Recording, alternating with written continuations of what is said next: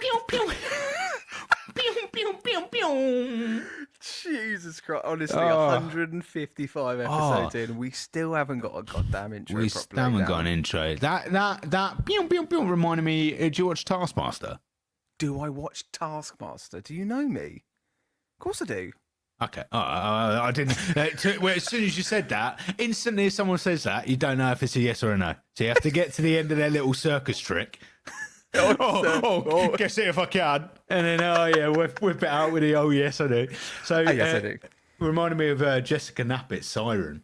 Oh, I can't actually do it. She does what was it? Like a meow. Oh, anyway. I don't know, dear listener. If you do know that, do give us an email at don'tbeherapodcast@gmail.com. They're not going to, because no one cares for us.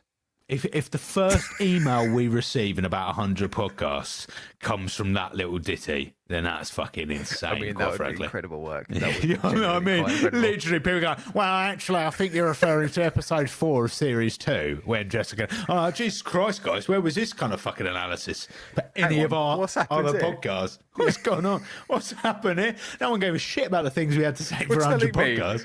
155 episodes in, and we've only just realised we need to start talking about Taskmaster. Anyway, how are you? You all good? I am absolutely dandy. It's Monday evening right now, and I having a great time. Great. We've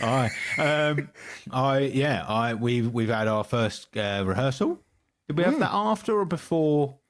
Because we recorded late, we have spoken about that already. But yes, we have. Friday, We've got another one this week. I know. Yeah, we can reveal it now. We were doing a play called The God of Carnage, which was written by Yasmin Reza. So good he's added "the" in it. The God of Carnage. Like God of Carnage. It's not. It's just called God of Carnage, isn't it? Just called God of Carnage. I should know. I am directing. You only directed it. That's fine. Yeah, that's right. That's all right. Forrest is playing a lovely little role called Michael. Brilliant four-hander play about two sets of parents that's settling an argument that their kids have had, a big old fight those kids have had, and they're trying to settling it in real time. It is hilarious. It's chaotic. It is fun. It is very Motherland. If you know this BBC show, that's on Netflix as well, Motherland. It's very that. But it's at the Gallery Studio in Ipswich, so in Suffolk, on the 19th of May to the 24th. So if you want to get tickets, just go and do it. And if anything, what I might do is even put a link to the website so you can get tickets right now. So you can do it if you want. Right, yeah. Whilst you were talking, I got kind of distracted because the way that I'm sat looks like I'm wearing chef whites. I look like I'm wearing chef whites. Shit, yeah, you do. You look, you're out the bear, mate. I know. Actually, you look like you've come straight out of Hell's Kitchen, but not the one we're about to talk about. Oh, there he is. Brings that little segue. How are you though, Matt? I didn't ask. I didn't return the favour. I'm all right. Life's getting busy again. Is it? Loads of projects have kind of. This is the month where like all of the things that I'm doing this year till kind of like September are kind of like starting, but at different kind of like places. So yeah, it's good. It's busy. It's creative. It's nice. It's really nice when you're a busy creative. You've got to be thankful of that because sometimes it can be quite difficult. Which actually we have had that chat with Grace, who was our last interview episode on the Actors Waiting Room podcast. Go and check it out if you listen to it. Sorry, my mouth just went really dry. I'm also drinking an alcohol-free beer, which Forrest now knows about, and it's it's Beavertown. Now Beavertown's pretty solid, so Beavertown normally is hot on it. I'm not like slandering them at all because I mean I do kind of love the brewery, but it's called Laser Crush, and it's just a bit fruity. Oh, he said he wouldn't slate you, Beavertown, but you should have heard him before we started recording. Well, I've never heard so many expletives out of the man. Oh my God! Couldn't stop putting his little toe cap. Come on now. Oh God! He's just puked. No, I love a bit of Beavertown. Although, actually, me saying that sounds. Christ, you're going to stick that in a fucking reel now. Oh my God. That's me gone. That's me absolutely fucking cancelled in 20 seconds. I like a Beavertown beer, just to be really specific there. It was the stress on the beaver, and then it was then town. And the silence after. I love a beaver town. Okay. Unbelievable. Alrighty. Wow. Well, do you know? No, I can't. You were going to try and segue there. You were really going to try and segue. Yeah. Well, do you know where there aren't any beavers because there's no real trees? Is Hell Kitchen? Oh no, there might be. There's some trees. Oh, okay. This went really bad, didn't it? Yeah, I was gonna make the first episode takes place in a church, so I was gonna go. Yeah. Do you know who wouldn't be in it? Steady on. They might. Careful. Jesus Christ. Jesus Christ. Okay. Anyway, today we're talking. This is fucking derailed. Today we are talking about season 3. We're on season 3 now. Episodes 1 to 4 of Daredevil. Roll those titles before we get in any more trouble. Wait. Christ. Oh, I'm all right now. Easy. Wow. Yeah, man. So Daredevil, series 3. I just can't believe we're here. I'm excited that we're here. Mate, I mean, so this week we've got the release of Born Again. That's happening. That would have happened by the time this podcast would have come out. Yeah, it comes out tomorrow, isn't it? 4th of March. So it's Monday, so Tuesday. Yeah, mate. 2 episodes that have been released. We're now just about to go straight into season 3. So we will be naturally a couple of weeks behind everybody else if you're listening to other podcasters out there that kind of review stuff in real time. But we kind of had to do this. We had to do this marathon because the other thing is that Forrest has never seen it before. Do you know what? I've got to be honest, mate. These last few weeks, every week we've done this Daredevil catch up, I've gone, I've watched it before, and I feel like I haven't now because, mate, I have no recollection of season 3. I've been watching these episodes going, what? I don't remember this. Literally. Because I thought the same, right? After the last podcast, genuinely, there was a part of my brain that was like, I think Matt thinks that he's watched this. Yeah. But it's very unlike you to complete. But then the only reason why I think you have is because we still haven't met. There's a villain that you talked about that we still haven't met, unless it blind spot. Blind spot. Yeah. Dillis, let remember that. It's blind spot. Yeah. Yeah, he's Daredevil's brother, right? Blind spot, yeah. Blind spot. No, what is it? I catch. Just to fuck off Matt Murdock. He goes, well, I know he's blind, so I'll just call myself Blind Spot. Yeah. I've not got very good peripheral vision, so actually, I have got a blind spot. What is it called? Bullseye. Something about eye. Bullseye. Bullseye, that's it. We haven't met Bullseye yet, right? I don't want to ruin it now. But this is what I mean. So you have watched. You have watched it. Dear listener, be with me on this. No, we haven't met Bullseye yet. So you have watched the 3rd series because no one is described as Bullseye. No one is yet. Series 3. So you have watched it. So okay, so there. No. Let's talk about this later when we get to it. No, because is it happening later in the season? But is it happening later in the season? That's all you have to tell me. Will this question have an answer by the end of this season? Yes. Right. It will. So you have watched the season. I must have, because I do know. Yes, there's a character that's in these episodes. Fuck me! What a boring piece of dialogue. This is we just wasted 4 minutes of the podcast with me telling you that you might not have watched it. Hang the fucking phone. I was trying really hard. I went before we press record. In my mind's eye, I was like, I've got to be really fucking careful here because I know something that I think Forrest doesn't know, and you've immediately said it. Because you mentioned it too. You mentioned it when we were watching episode 1. You went, well, we haven't met Bullseye yet. You fucking moan all the time when I come and go, I know what's going on. Oh, he's going to fucking spoil it for me now. Oh, go on, Matt. Fucking spoilers. And then I'm fucking coming in, trying my hardest here. Yes, you have fucking seen a potential fucking Bullseye in it already. I won't tell you who it is. Excited. But yes, I'm so excited. Who could it be? Is it a priest? it could fucking well be the priest. It could be the nun. Well, she does get a big part in these episodes. She does get a big part. I tell you what, let's go straight in. Episode 1, right. So, a couple of things that we have been discussing. What's nice about doing these kind of long-term podcasts where we go into, like, we watch seasons of something is quite nice, because some of the things that we raise early doors, then we get some answers to. So we have said for ages, this priest has had such a big part, but not a big part. So he's just been in the sidelines, but they've made a big thing out of him, and we've barely seen a minute of him. This episode couldn't be more different. Couldn't be more different.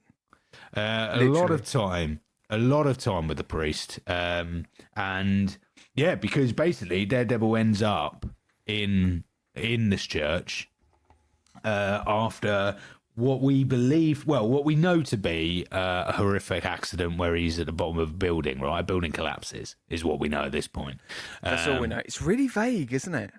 It's very vague. It's very on the vague, but I quite like the nature of it starting in the middle. We've got a lot of questions. We haven't got a lot of answers, and I enjoy that. I enjoy that very immensely. Like, who is Bullseye? So it's just very excited by that. What is it? Blindside? Blind spot. Blind spot. My name's Blind Spot. I will find you. I will kill you. Oh my god, that's so good. Yeah. So, and then, but he's dreaming of Elektra. He is. So, and as well, that's the only, between the episodes 1 and 4, that's the only amount of Elektra we get to see. As well. It is no more Elektra. Yeah. So yeah, he's in the thing in the church. He's deaf in his right ear. He has no one. He says. I mean, yeah. This is the only right. Gripe number 1, right? Foggy and Karen. Mm-hmm. I mean, the guy and Claire. What's happened to Claire? Where's Claire, man? Where's Claire? Foggy and Karen nowhere to be seen. But we do see them in this episode. But not. I just get confused. This episode I found confusing in many ways, because why is Matt pretending that he's never, like, that Foggy and Karen are so out of the picture? They're not out of the picture, are they? Let's be honest. I mean, we were talking about how the storylines were so, like, disconnected from each other, but, like, not so literally. Do you know what I mean? Yeah, this is so literal. Literally. Yeah, it's an interesting start. I do enjoy it. I think, again, yeah. I think the first episode's paced really, really well, and I feel like the characters are really fleshed out really nicely. There's some brilliant dialogue in these first 3 episodes, and you can tell that it's very deliberately placed itself in a very low point for Matt Murdock, but then particularly that's just paced through very nicely within the whole episode. So it's not like it's not too much. Do you know what I mean? It's not like high impact. It starts in a very similar vein to kind of season 1 as well. Like, they replicated that shot, didn't they, when the nun caught him when he was trying to jump out of bed. Silly boy, why was he doing that? It was hurt. And then they repeated that kind of like motif, but and it's where this image is, which is right now on. So if you're watching this on YouTube, dear listener, now dear watcher, this is the moment where he holds the mask of Daredevil and shows it to Karen. And this is just a little bit of a flashback before the incident, before the building collapse. He reveals to Karen. And we were saying last week, I'm sorry, but she fucking knows. You cannot say that is a surprise. And this is why I feel like that they've really wasted this opportunity, because I think they quite clearly knew that they needed to have done this fucking way before this bit, way into season 2. They could have absolutely made more of this. But like, I'm Daredevil. It's like, yeah, no shit, mate. Like, it's like at the end of season 2, you basically had like a really intimate moment with Karen. And if some human being, even when you're wearing half a mask and you don't have a different type of voice as well when you're in this kind of outfit, they're gonna know. I'm sorry, I call bullshit there. Yeah, 100%. It for me, the best episode it should have come out, or the best moment that could have happened was during Frank's trial. I think during the Frank trial episode, she should have absolutely learned. I mean, Matt and Foggy were arguing in the fucking bathroom for everyone to see, for everyone to hear. I'm like, at one point, Karen would have just gone in and gone, right, guys, what the fuck's going on here? Right? I'm like, you know, but. Yeah, I also, you were talking about, so what were we talking about? The reveal. There was something you said, and it made me think of, oh yeah, that's another thing that kind of bothered me. So flashback to where he told her who he is. He's holding a mask. I can't think of what I was going to say. Yeah, no, it's help a man out here. Help a man out. You see, you're really, you've leant back in your chair. You've really given up on that bit. I need to have another think. Yeah, I agree. But I think kind of like moving on. I want to talk about this because we spoke about this in season 1 and a little bit in season 2 actually as well. But we have a very strong religious story playing through here. So he doesn't have a place to go when he's down and out. He immediately asks for father. Father. And the nun turns up. These are I don't know the nun's name. I'm so sorry. But the nun, who actually was part of raising as well, Matt Wiley, who was in the convent, was there. And do you know what, mate? We were complaining about the fact that we don't see Daredevil really kind of like participate in the religion side of it. And it's a very big part of the identity of Daredevil. I think this is great. I thought the way that they did it, the way that they placed it, and, you know, Matt Murdock was in the beginning of season 3 is very much on a rediscovery kind of situation. So when he reveals his identity to Karen, he goes, that's it, I'm done with him. Yeah. And gets rid of it. But then tries to deal with the devil inside of him. And I really enjoyed that. And I really enjoyed the religion stuff. But I'm trying to figure out why. Because we were talking about, well, why wasn't this in the season earlier? Why didn't it start like this? Why wasn't it his home base like Batman, like a little cave, but it's like under a church? Like, where was that? But like, I feel like it works here because he's at his lowest, which is great. You turn to religion, don't you? I suppose, at your lowest. So, yeah, exactly. And you know, it's not that it didn't feature early on, but it was all sideline scenes. And this is where we're talking about with the priest. None of it made sense because you were like, why is there so much focus on the priest? Because he wasn't actively speaking about his Catholicism, right? And part of the issue with the rooftop scene with the Punisher, I remember we talked about Frank. And Daredevil, and we're wondering, well, why does Daredevil give a fuck if he kills Grotto or not? And it was because of these beliefs, and this is why that needed to be so much more prominent much earlier on in Daredevil, for us to really get that, kind of sell that to us as a viewer, to be like, oh, okay, this is why he's so stringent against actually killing people, right? It feels different though, doesn't it? Like, you look at the tone of season 2, we had all these different stories. You had Punisher, you had all these kind of things, different stories that are playing through, and none of them really connected with each other. But like, there's a real focus to it in the first few episodes, and it's very centered around Matt Murdock, our protagonist. So it was a good choice, really good choice. It was a good choice. I think episode 1, I would probably say too slow. And very repetitive, right? It's like, come on, Matt. Like, oh, he's deaf in his right ear again. Oh, he's fallen over again. Oh, he's got a bit of strength. Oh, he's fallen over again.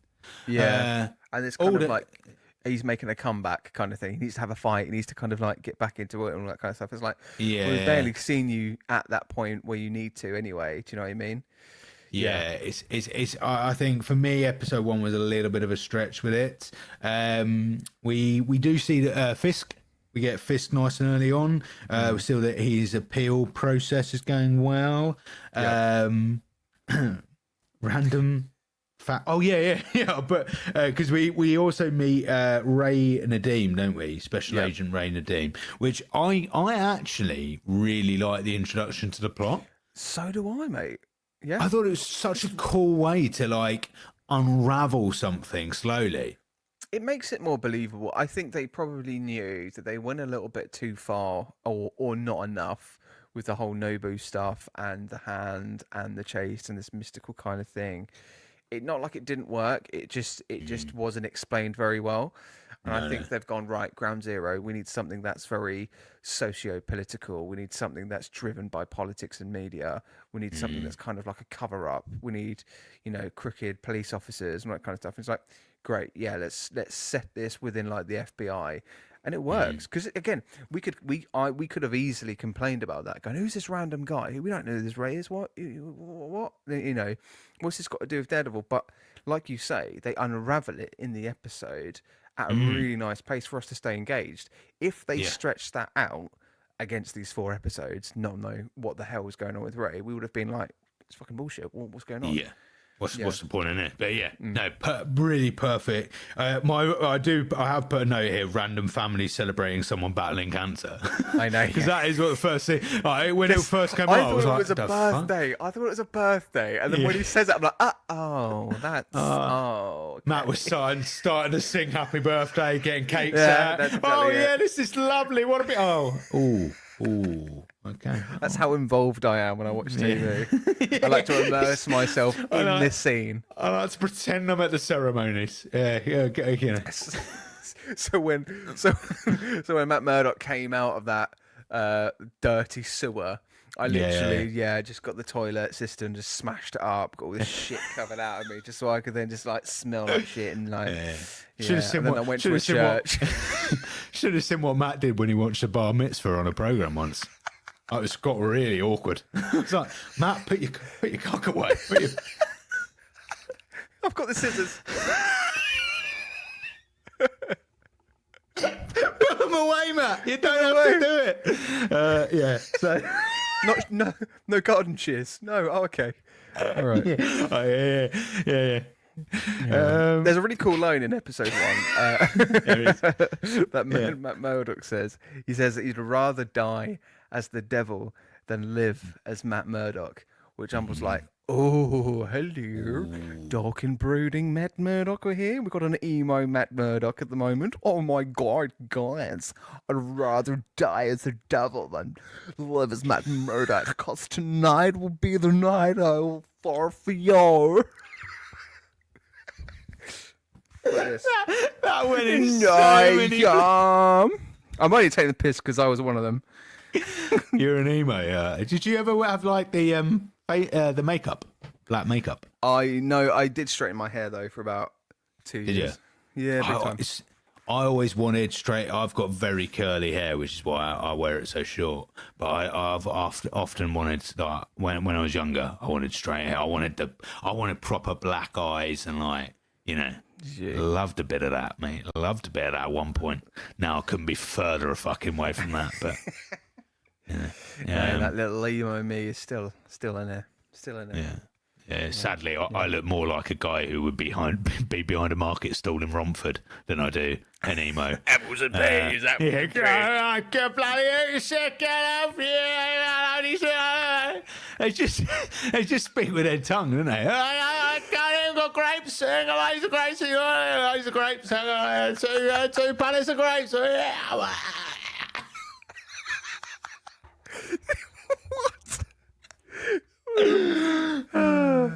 Daredevil. Episode 2. Episode 2.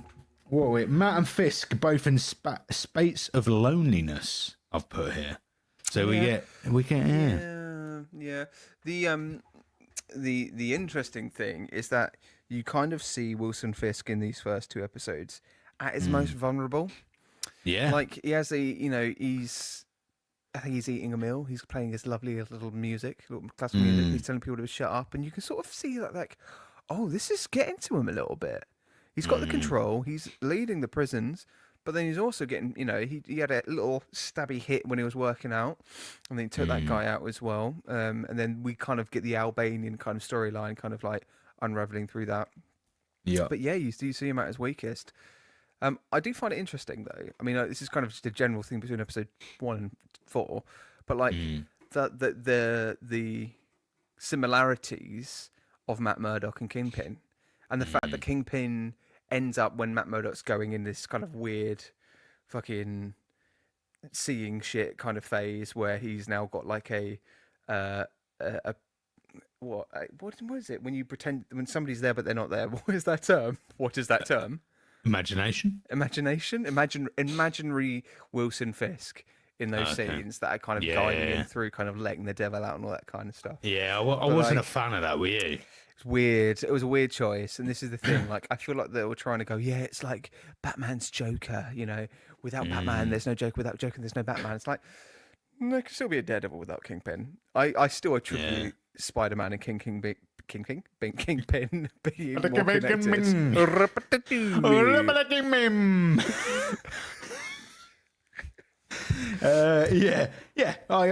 I like that. Great. I actually realised I put that quote down about Daredevil and God as well. Same quote. It's a bloody good line. I ain't gonna lie. Good. It's a bloody good line. We get Foggy's family in episode 2. No, it's so really cute. He goes home. It made me really sad because it was like he's got no story right now. Oh yeah, it absolutely reeked to that, right? It was like the writers have gone, right, we need something for Foggy. Let's family reunion. Yeah, family reunion. They're all together. No one quite knows why. Dad's getting old. That's got to be a pivotal part of the story. I tell you what, if the dad goes to pour himself a glass and Foggy goes, "No, Dad, you've gone too far," and he pours it for him, that'd be a lovely addition. He will meet he'll see his mother, who is also been in a program we've watched recently. What is that? What is was that? It? As Penguin. In, what was? It's Penguin. Yes. It's little Ozzy's mum. Fucking hell, that is it. Ozzy's I was mum. watching it, going, I know that actress. I've seen her recently. Yeah, fucking too right. Well, that's really Penguin. Interesting. And I know, amazing. So that Yeah. Foggy's mum and Oz's mum as well. Was it Foggy's mum or Foggy's sister? No, it was definitely his mum, wasn't it? It wasn't his sister. Mum. Yeah. I mean, we had that.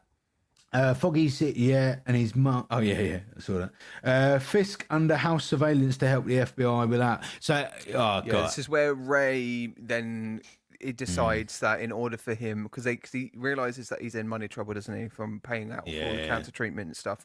So he goes, right, I need to kind of do a little bit of dirty work here, and then he works on the side of Wilson Fisk, and he's got all the intel. He takes out the Albanian mob leader in one day, and they've been trying to do that for years. He gets like accolades for that, and then they try and convince the FBI to continue to work with Fisk, and that's when they get him replaced into a new facility. So around that is Ray and Wilson Fisk, which is great because, mate, like we just said, that only took 2 episodes for Ray's immediate introduction and character arc to then be kind of linked into a big story. Or the story. Again, we get repetition though, right? So Fisk is in a car. He's on his way to be under surveillance. The car topples over. We have gunfight. What does this remind me of? Oh, series 1, where exactly the same thing happens once Fisk is it, and even to the point where they copy the fact that Fisk is telling a random story to Nadeem as well. I'm like, for fuck! So I'm like, why are they like? Please don't just regurgitate. Do it if it's like, I don't know, like you can get away with it under certain circumstances, right? To really repeat something, but that just seemed quite lazy storytelling to me when they were just like, I can't really think of how we'd get to one point to the other. What has dawned on me is I brought up a certain character at the beginning of this podcast that you then went, well, I wasn't going to bring him up because he's not actually been, and then I think I put the two together. I think I know. I think I know exactly who Blind Spot is. Bullseye. I think I know exactly who Bullseye is, and I think Bullseye gets introduced in this episode. Yep, and you think it is Bradley Walsh? Oh, Bradley Walsh. Dex. Is it Dex? Dex. Point Dexter. I can neither confirm or deny it is. Yeah, of course it is. Yeah. Because when it's I even thought it when they introduced him as Point Dexter. I was like, well, okay, all right. Point Dexter blind spot, yeah.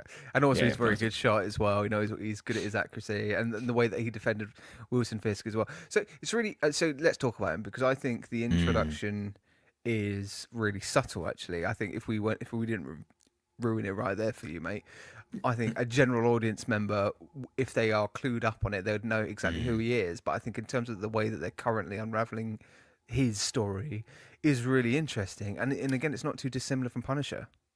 That's interesting. He's going to go through an arc. I quite enjoy it. I think it's great. Do you not find it like? See, I liked the introduction. So I like when he shot people, and you had like all these questions, like, oh my god, who's this guy and what? But the only bit for me is like the follow-up scenes between him and Fisk. Yeah. I kind of wish that we were in, like, we get introduced to him at the shooting, you know, at the shooting scene, and then I kind of wish we saw more of him being kind of questioned by the police force about his action. Like, I kind of wish all of that happened on its own before he then gets involved with Fisk. For me, I kind of felt they let down the introduction by immediately again, it's repetition. Immediately he's in the room with Fisk. Immediately Fisk is asking him a question. I'm like, the guy has been the guy is a professional. He would have just fucked off the minute Fisk started talking and said, right, next person on shift, ignore him. Like, all of those scenes for me, I was just like, I just don't buy it. I'd rather learn about Dex separately and then have a reason to put him together with Fisk. Yeah, I mean, Matt wasn't listening, everybody. Matt was surfing the internet for more WWE porn, clearly. But... Oh, you were listening. I was trying to find a fucking image of Point Dexter, but like we've had this whole fucking chit chat about Matt finds fucking low res fucking pictures. Oh, Matt's got. So I've been surfing here while you've been doing that lovely little bit about Point Dexter. But finding a good little image of him, and then I've just realised that I fucking spoiled certain bits for myself by doing it. But hey, oh no, it's fine. It's fine. I clearly fucking have amnesia, because like I don't fucking remember that at all. Anyway. I agree. I think it is an interesting introduction. I am invested though, and I do think there's a subtlety about him. But then also, and I think I was going to talk about this later on, but I'll say it now because we were talking about it. But like, there is an injustice around his role, and I think the way that the Kingpin kind of goes, oh yeah, like I empathise with you, so I'm going to help you out, and you're then going to help me out. And I think there's a very clear moment in episode 4 when that happens as well, when he kind of when they're kind of talking about the incident when Phil Wilson Fisk and the car situation, and he covers for him, and you kind of go, oh, there's a deeper rooted situation going here, and you can kind of go, it's not like you go, I'm going to side with him, but you can empathise with Kingpin's empathy, but then equally with Point Dexter as well, because he's just trying to fucking do his job. But at the end of the day, it's going to go tits up, and I'm looking forward to seeing how all of that happens for him, because there's going to have to be a switch. I'm more invested in Kingpin. Actually, I say more invested. I like Kingpin more right now than I like Matt Murdock. Is that meant to happen, do you think, in the beginning of these episodes in season 3?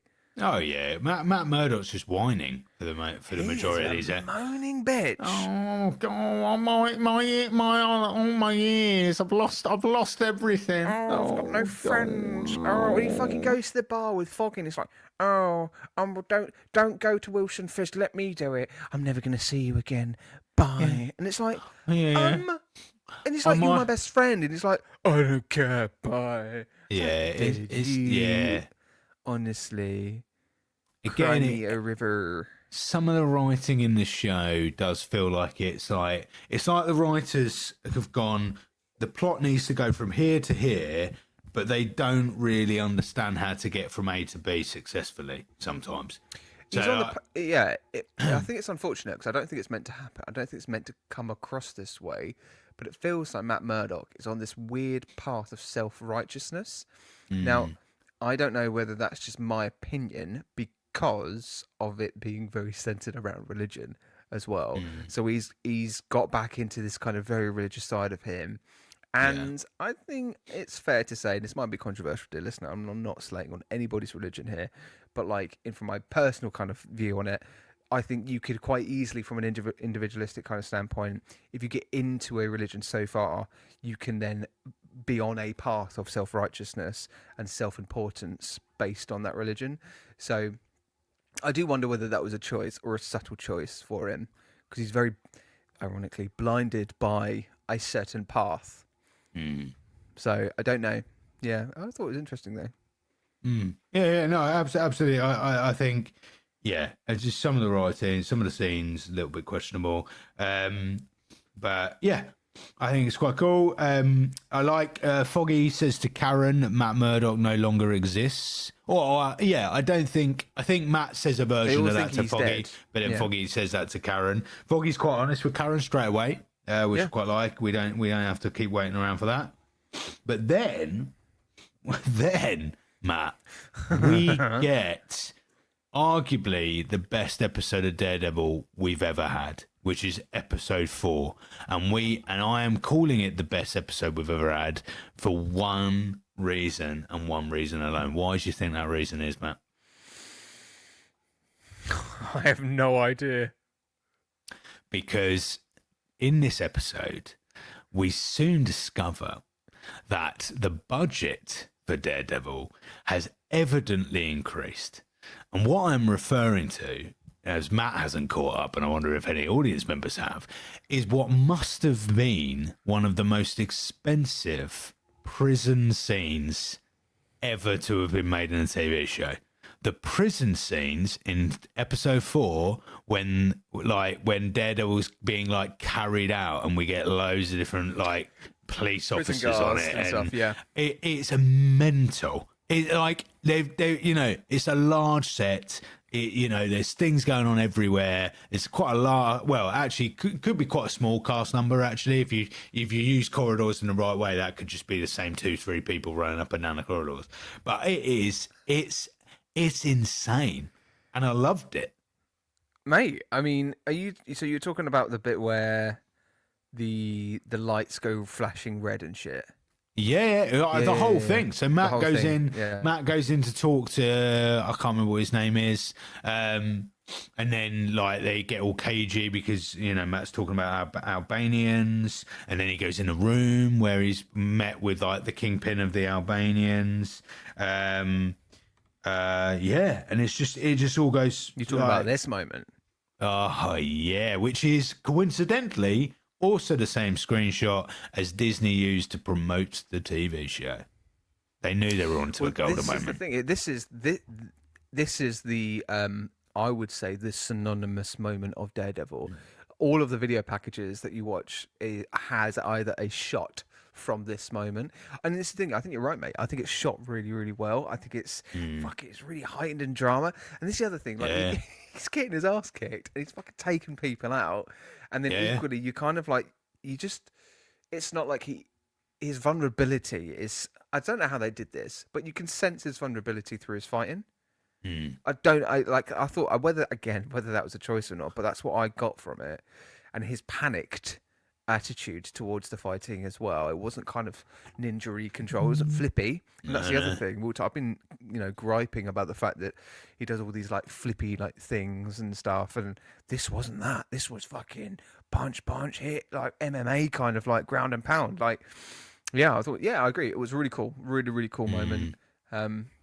Sets the tone though, I think, for the rest of the season though. Because this is where I feel like it.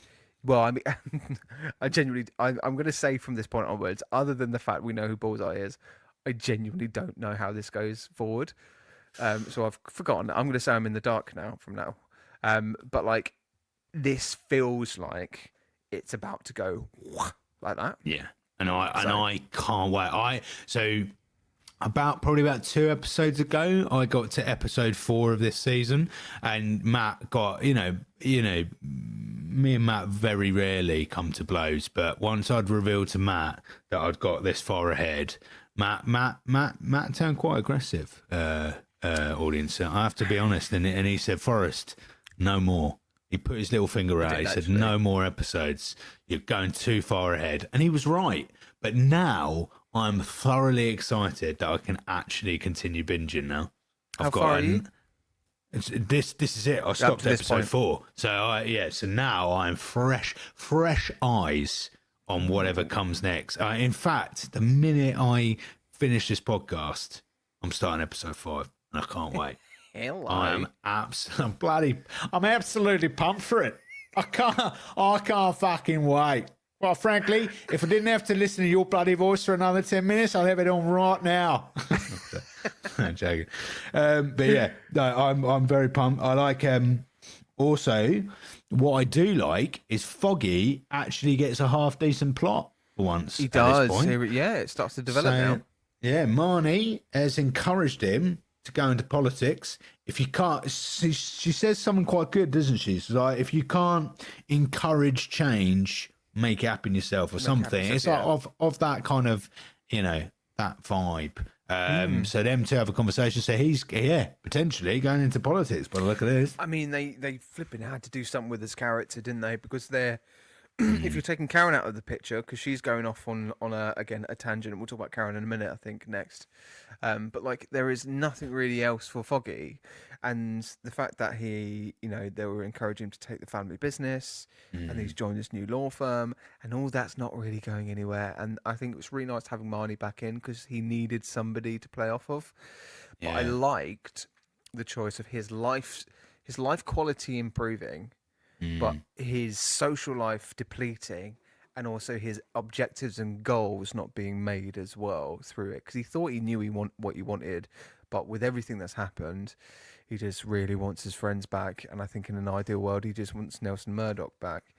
But what's great here is that he's got a new focus and the political side of things. And this is when I would say this is where season 3 is already far better than season 2, because this has gone, right, let's make him a political figure, because the whole story is about socio-political issues, how the media is influencing political sway, how the public are thinking about Kingpin, how the public are thinking about Point Dexter, what Matt Murdock is being, what Daredevil is being perceived as well from the public. Let's make him a political figure, because then that links him into the story as well, which is really nice. So yeah, no, he does a little talk, doesn't he, to the police, tries to get them on side, announces that he's going to run as a district attorney. Awkward blunder. Slipped out a dick. And they didn't originally kind of like buy it, and then one guy was like, yeah, I'll sign it, and then just everybody else followed. But it gives him a focus, and fucking Lord, did he need it? I love the character. I love the actor. He's fucking brilliant. But they needed that. They needed that kind of focus for him. So, yeah, let's see where it goes, eh? Let's see where it goes. Well, the other thing is that we know in Born Again, Kingpin is the mayor. So we're going to have to find this link, right? How is that going to be? It's got to blend. It's got to mix. Swayed in together. And then Karen, you mentioned Karen. Karen is full on in a bulletin now, but she's going her own way. She is fuming that Fisk is free. So angry. Fuming about it. Oh my Can't believe, positively, whatever the word. I mean, the fact that she has, and this is the other thing, she doesn't have a Ben counterpart. So her next character next to her is again, I don't know his name because he gives me the creeps, but the head of the newspaper. Yeah. He's just still.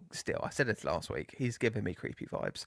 I'm still waiting for an advance for him. I think he's gonna try and put the moves on Karen, and it's just gonna end very badly. I think she's gonna kill him. Is this because you've watched it before and you know this to be the case? No, genuinely, I'm being deadly honest. I have no recollection now from this point onwards, because clearly I've either watched it midway through and stopped, or I just can't remember. Which it could probably just be the fact that I can't remember. Because how would I know that he's Bullseye? I don't know. Maybe it's just news. I don't know. But anyway, Karen sees down the street there's a bunch of wolf whistlers, callers, some dickheads over the other side of the road. She calls them out. Pulls out a gun. And she's like, come on then, let's play a game. Let's play a game like the Joker, mate. Pulls it out like, I'm the Riddler. I'm going to burp. Hang on. I'm so sorry. I'm so sorry. This is the thing. The fizzy drinks, I never learn. No. I have too many fizzy drinks when I'm doing the podcast, and I end up getting burpy and gassy. Oh, by the way, I'm so sorry. As we've gone on a tangent, right? Yeah. So during the last couple of weeks, I haven't mentioned this, have I? I bought some Liquid Death, didn't I? Do you remember that? You did, yeah. So I bought some Liquid Death. Tastes like arse. Tastes like actual gasoline. And I don't know why I fucking trusted you, Matt.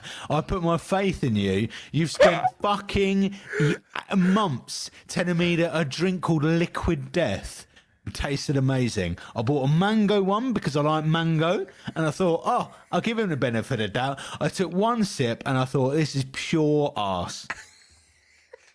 This is pure arse. It is literally sparkling water with a fucking faint taste of somebody squeezing a big one out. It is outrageously shit. All right? If anyone tells you Liquid Death is nice, anyone tells you Liquid Death is nice, fucking ignore them. If you don't like sparkling water, or to be honest, water's not a fucking great drink in the first place, don't buy it. Don't go on TikTok and find a shop and think, Christ, that's cheap, and buy it, because you will regret it. The minute that shit hits your tongue, you go, I've gone too far. Oh, God, fucking hell. I had a moth turn up just next to me, came into that Liquid Death conversation. Are you really upset about it? I'm fuming because you built that up as if it was going to be some fun. I genuinely was getting excited to pop that in my gob, and it was the worst thing I've ever tasted. The mango is so faint, I don't know how they can get away with calling it mango. And then the rest of the taste is basically premiumly priced sparkling water. Mate, it's not that bad. Talk your way out of it. Tell me, convince me that is not piss in a can. Okay, I can't, because I agree with that. The flavour of the mango isn't strong enough. It is so faint. But first things first, did you have it cold? I mean cold. I would say I had it cool. See, you went wrong. It needs to be cold. Right. Cold. Like, not like nearly but like kinda. Do you know what I mean? Like, it needs to be like really like condensation-y on the outside, because then it's refreshing. After that, and I'm not joking, and I agree, this is when I agree with you, after about 15 minutes where it gets to room temperature, bin it. Because then it gets flat, and then it tastes of nothing, and then you do just have to kind of either commit to it, which sometimes I do, but like it tricks me, because it looks like a bit, right? It looks like it's some sort of alcoholic beverage. So my brain, from fucking marketing, I think you can't fault their marketing, because it looks great. You can't fault their fucking marketing. You can fault your best mate who's told you that Liquid Death is a genuinely nice drink, only to buy something that's called fucking Liquid Death in the first place and put your faith in a best friend to realise that, no, oh, wait a minute, it does taste like death. It tastes like the death of 1,000 people. It tastes fucking awful. You made your choice, all right? I did. And hugely regret. And now I've got a garden full of Liquid Death. I've got neighbours knocking on my door going, you're not fucking tasting that bollocks, are you? What's that doing in your garden? I'm like, I'm so sorry, neighbours, I've let you down. You need to distribute that to other people and see what they say. But give it to them. I have enemies I wouldn't give that shit to. Try it again, but when it's really cold. Do it for me. If I do that and it is not the nicest fucking thing I've ever tasted, I can't fucking guarantee that to you. You fucking can guarantee the fact that I bloody bought it off of your recommendation. You're sipping it like it's fucking nectar. You're like, first you need to try some of this. At no point did you go, oh, the mango's a little bit dull, and it also tastes like piss. So when's the last time you saw me drink the mango version? Because I usually get the lime version. And is the lime stronger than the mango? I think it's up to you to decide. I'm not falling for this shit again. I've got a garden full of lime, original, mango, cherry I tried. You can get unflavoured as well if you want. Oh, yeah, that's just sparkling Might water, as well. that is. Fucking hell. I couldn't believe. I was walking around the house, right, in front of Sophie, like I'd just won, like the heavy, like I was awarded heavyweight champion of the year. Send it to me. Yeah. I was taking photos of it. I was strolling around the living room going, guess what I've got in my hands? I've got a liquid death. Oh, I'm doing the old Mickey Flanagan walk to the sofa. I'm bowling it. I'm sat down. I'm like, oh, I've got my meal. I've got me a kebab on the go. I'm on a diet. I don't give a fuck because I've got some liquid death and I've got a kebab. I open the liquid death, pop it in my gob. I've made a drastic error. And I've got to tell my friend about this on the next podcast. This episode is sponsored by Liquid Death. But yeah, but by all means, guys, if you fancy a sponsor, I will remove the last 10 minutes of the podcast and say it's the nicest thing I've ever drunk. Mate, I'm sorry you had a bad time with that. Oh, a bad time, Matt. It looks like I've traumatised you in all fairness, mate. Because you lied to me, Matt. That you don't like that drink. You do not like that drink.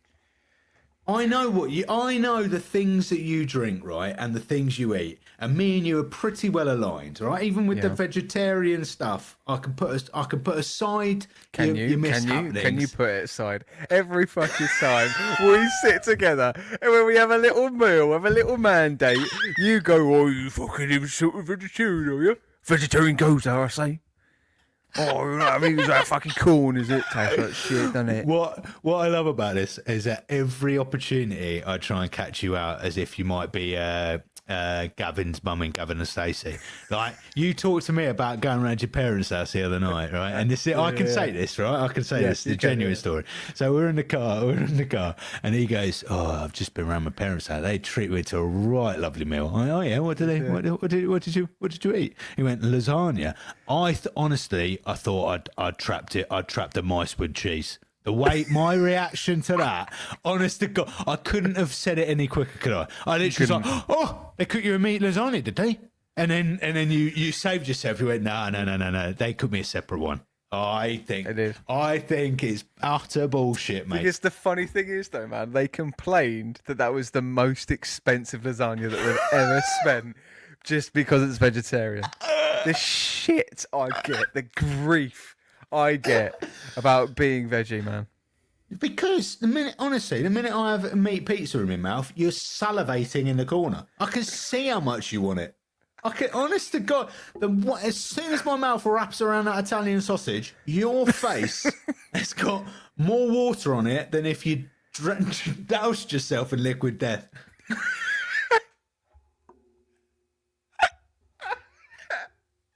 To be fair, I've been cooking the girls like loads of chicken and stuff recently, and it's genuine. I'm looking at it going, yeah, I think I would if it went to spare. I might, but I haven't. So I don't know. I'm at a point now in my vegetarian journey that if I have any meat, I feel like I'm making myself really ill.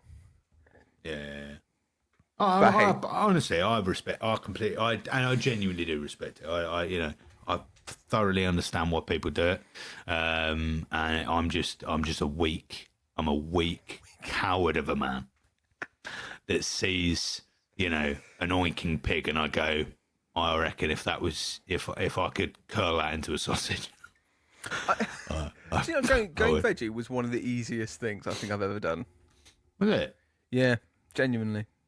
Also, one of the most expensive. I don't know. Meat's quite expensive, though, isn't it? Well, that's true. It's quite expensive. True. Like, I mean, I think if there's any bit of meat that I ever miss, and this is minimal as well, because I've kind of got over it now, is like pigs and blankets at Christmas. Like, that's it. Yeah. Other than that, I can really do without. I only really ever ate, and this year I think I put myself to excess as well because when I was training for the marathon. I literally had a diet of chicken and fish for 9 months straight. Every other day, I'd have a chicken or a fish, and I'd repeat that for 9 months. And chicken's quite boring anyway, right? The more But if you should have ask that... Rach. I angered the shit out of her. I made the worst dinners, honestly, just like plainly cooked salmon with some like broccoli. Like it was the worst. Oh my god! At my fittest, Jesus. and it worked. But I wouldn't recommend it. It's miserable. No. Yeah, that's outrageous. Yeah. But, Anywho, I mean, we talk about Daredevil. We have absolutely sidelined for 15 minutes. Fucking have. Well, to be honest, we kind of got to the end of really what's happening. Really, in terms of the. Is there anything else that happened? Majorly. No, I think a Fisk covers for Dex. So we know that Dex is, Fisk and Dex. Someone's gonna boil to the surface. Whatever the phrase I'm trying to say. Simmering to the surface. Yeah. Fuck me! I couldn't have been further away. I was literally rimming the semantics there, wasn't I? Okay, we don't know what you get up to, mate. Oh god, rimming. Oh. That's what that liquid death was doing. Is that what that is? Rimmed the liquid death. Rimmed mango. But yeah, I'm looking forward to 4 to 8 episodes. 4 to 8. I can't wait for. I'm excited. It's good. It is good. It is a really good series. I think the season 100% has picked up way more than season 2. Already way more invested in all the new characters as well that we've got. I think we're gonna see. I have a inkling Punisher coming back at some point. I also wonder, dear listener, whether a certain Jessica Jones might be turning up as well. Ooh. Now, she was mentioned at the end of season 2, which I didn't mention last week, but who was her name? Marcy. Is it Marcy? Foggy's girlfriend? Yeah, she mentioned Jessica Jones. Yes. So I do wonder whether she'll turn up to them, because I'm pretty sure she does. I must have seen it, because I watched Jessica Jones. I must have watched this. I've clearly forgotten. Because the other thing is, dear listener, is that I wonder, I'm going to put this out to you, dear listener. After Daredevil, we are going to do some wildcard movies, okay? We are going to do some reviews that are out there, completely unrelated to superheroes, and we need to catch up on a few things as well. However, down the line, let's do a poll. Do we? That was really... God, you're making yourself really comfortable around the microphone. You were there. It felt really odd doing. Oh, let's do a poll. Oh, you're fucking not bad. You fucking Jesus Christ! I thought I'm doing a podcast with Chris Tarrant. Okay, who wants to be a millionaire? Let me. First question, please. First question, please. Oh, come on now. Let's release those big money balls. All right then, dear listener. Let's see. Would you like to see... I thought I put myself on mute there. Would you like to see... I was really hoping. Oh, it's gone. Fuck it. Improvisation's gone. It's dead. Okay, right. Do we watch... Okay, after Daredevil, do we watch Punisher, Jessica Jones, Iron Fist? I mean, this is also huge as well. Yeah. What? What? Fist. Sorry? Who? What? Who? Wait, I need to... Fucking hell. I'm lost now. I don't know what you're asking. Oh, I'm trying to find the other series. Hang on. Luke Cage. Does Luke get brought up in this? So, we have got Punisher, Jessica Jones, Iron Fist, Luke Cage, and Defenders as well. Which one do we watch first? Which one do we go for first? Punisher, Jessica Jones, Luke Cage, Iron Fist. I feel like Defenders has to be the last thing we watch because I think that's a culmination of all the series. But they're all intertwined in the Netflix Daredevil. We're obviously not going to watch that by the time we get to Born Again because we're going to start reviewing that soon. So as a down the line situation, what do you think we should do? Let us know. Or if not at all, because in all fairness, they aren't very good series. Apart from, I would say Jessica Jones is all right because David Tennant's in that. Ooh. And he's pretty good villain in that. They have you seen the latest news about the Punisher as well? So they are looking at a special presentation for the Punisher. You heard about this? Yeah, so when's they're going to do. They did that? Well, Guardians of the Galaxy for the Christmas special. It was a special presentation. So they think it will bridge the gap between series 1 and 2 of Born Again potentially. Okay, fair. Yeah, great. All down for that. John Bernthal, 100%. I mean, he is going to be in Born Again anyway, isn't he? So. Yeah, maybe at the end though, and maybe that's why they bridged the gap. Yeah. What's Punisher been up to? Maybe, who knows? Who bloody well knows. Anyway, I'm excited for episodes 5 to 9, which we will look at next week. But we also, before we started recording, we did a new interview episode, didn't we? Which will be on the horizon very soon, with Sian Parker. Sian has her own Funko Pop business that we talked to her earlier this evening about. Great old business she's got. So that will be a bonus episode in the next couple of weeks as well. So we've got loads of fun stuff on the horizon, as we 100%. Always do. Yeah. Also, we're gonna. I have started watching the animated Friendly Neighborhood Spider-Man Year One, freshman year, a Disney Plus show with my little girl. So I'm gonna review it, and I'm also gonna get her thoughts on it as well, and share it back on the podcast. Maybe a little bonus step at some point. I'm laughing because you was what the fuck you laughed there, Forrest? I wasn't laughing at your beautiful daughter, who's great. What I was laughing at was freshman year sounded a bit like freshman year. And I was freshman year. Well, actually, it's funny you say that. Maybe that nearly triggered out because I rewatched Back to the Future trilogy with the fam last week. Literally, we went through 1, 2, and 3. For the first time as well. The girls were watching it for the first time. It's my ultimate trilogy, and they were so happy about it, and they were so invested. And I was like, oh my god. Have you seen the Back to the Future musical? Have not. No. You need to see that. Incredible. I'm told this incredible all the time. Stage. Yeah. Beautiful show. Let's go. Let's do it. I am aware this last hour has been one of our zaniest podcasts, but we're gonna have I've had an absolute blast, Matt. I've had a great time. Every week's a great time. All right, dear listener, every week is the best time. Every week is the best episode because I mean, it's not. It's really not, to be fair. Do you remember that one that we did a few weeks ago where you took a phone call and then I had to take over? Admittedly, that was us at our lowest. Guinea pigs were being. That was definitely one of the lowest. That was the fact that we got to the point in an episode where you thought it was a good idea to cradle a guinea pig and be talking about that for 10 minutes, looking like fucking Dr. Evil. Yeah.